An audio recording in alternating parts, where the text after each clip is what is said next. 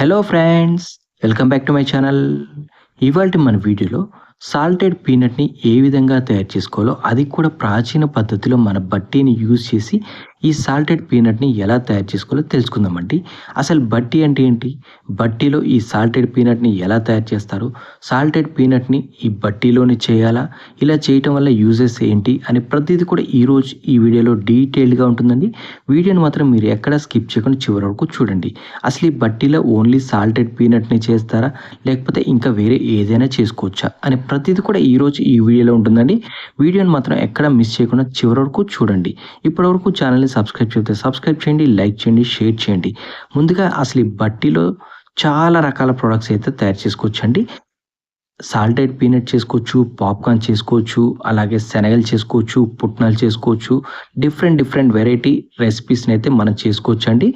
అసలు ఈ బట్టి అంటే ఏంటి, బట్టీలోనే ఇవన్నీ చేస్తారా, బయట చేయకూడదా అని కూడా మీకు డౌట్ రావచ్చు.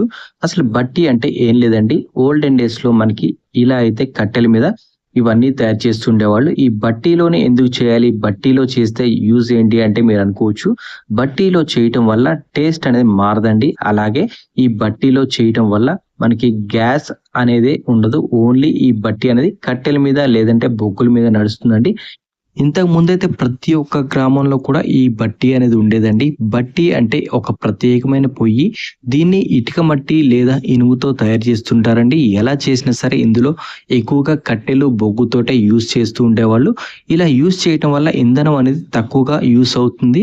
అలాగే గ్యాస్ అనేది ఎటువంటి అవసరం లేకుండా న్యాచురల్గా దొరికే కట్టెలతోటే మనం ఈ బట్టి అనేది నడిపించవచ్చు. దీనికి గ్యాస్ అవసరం లేదు, అలాగే డీజిల్ అవసరం లేదండి. ఎటువంటి ఇంధనం ఉపయోగం లేకుండానే ఈ బట్టి నడుస్తుంది. ఈ బట్టీలో ఏది వేయించినా సరే టేస్ట్ అనేది మారదండి. ఎందుకంటే మనం గ్యాస్ స్టవ్ మీద వేయించినట్టయితే పల్లీలు కానివ్వండి, ఏదైనా సరే టేస్ట్ అనేది కొంచెం చేంజ్ అవుతూ ఉంటుంది. ఇలా బట్టీలో వేసి చేయటం వల్ల టేస్ట్ అండ్ ఫ్లేవర్ రెండు కూడా చేంజ్ అవ్వండి. ఈ బట్టీలో కట్టెలు కూడా చాలా తక్కువగానే పడుతుంటాయి. ఎందుకంటే ఇలా ఒక్కసారి బట్టీలో కట్టెలు పెట్టిన తర్వాత బయట కట్టెల పొయ్యి పెట్టామనుకోండి, కట్టెల పొయ్యికి గాలి తగిలితే మంటంతా కూడా పక్కకు వెళ్ళిపోతుంది.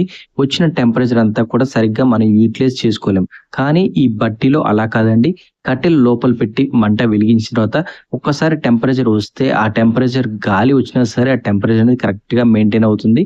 కళాయి అంతా కూడా సమానంగా వేడి అవుతుంది. ఇందులో ఏది వేసినా సరే సమానంగా హీట్ అయ్యి మనకి అవుట్‌పుట్ అనేది చాలా బాగా వస్తుంది. అదే మీరు పల్లీలు బయట వేయించినట్టయితే ఒక పల్లి మాడుతుంది, ఒక పల్లి మాడదు.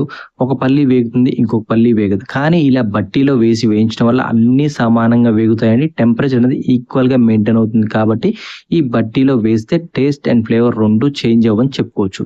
అసలు ఈ బట్టీలో ఏదైనా వేసి వేయించాలి అంటే ఎలా వేయించాలో ఇప్పుడు తెలుసుకుందాం. ముందుగా మనం బట్టీలో పల్లీలు వేసి వేయించాలి అంటే ఇందులో సాల్ట్ అనేది యాడ్ చేయాల్సి ఉంటుందండి. సాల్టే ఎందుకు, కొంతమంది శాండ్ యూజ్ చేస్తారు కదా మీరు అనుకోవచ్చు. సాల్ట్ కన్నా శాండ్ యూజ్ చేస్తే ఇలా మీరు సీవ్ చేసేటప్పుడు కొంచెం ఏదైనా శాండ్ మిగిలినట్టయితే తినేటప్పుడు శాండ్ తగులుతుంది. కాబట్టి శాండ్ కన్నా కూడా సాల్టే ఎక్కువగా యూజ్ చేస్తుంటారండి. ఏదైనా వేసిన తర్వాత ఇలా సీవ్ చేసుకున్న తర్వాత యూజ్ చేసుకోవాలి, లేదంటే సాల్ట్ అంతా కూడా వాటికి పట్టేసి ఉంటుంది. ఇక్కడ ఇంకో ఇంపార్టెంట్ పాయింట్ అండి, అదేంటంటే ఇక్కడ యూజ్ చేసే సాల్ట్ అనేది మెత్తటి ఉప్పే యూజ్ చేయాల్సి ఉంటుంది. క్రిస్టల్ సాల్ట్ అయితే యూజ్ చేయరండి. మెత్తటి ఉప్పు, అందులో కూడా గడ్డలు లేకుండా మొత్తం గడ్డలు తీసేసిన తర్వాత ఓన్లీ పౌడర్ ఫామ్లో ఉన్న సాల్ట్ని యూజ్ చేయండి. చూసారు కదా, మీరు ఏ ఐటమ్ అయినా సరే ఇలా వేసి ఒక 2 నిమిషాలు హీట్ అనేది ఎక్కువగా ఉన్నట్టయితే జస్ట్ విత్ ఇన్ 1 మినిట్లోనే మనకి సాల్టెడ్ పీనట్ అనేది రెడీ అయిపోతుంది. ఇప్పటివరకు చూసి నచ్చినట్టయితే లైక్ చేయండి.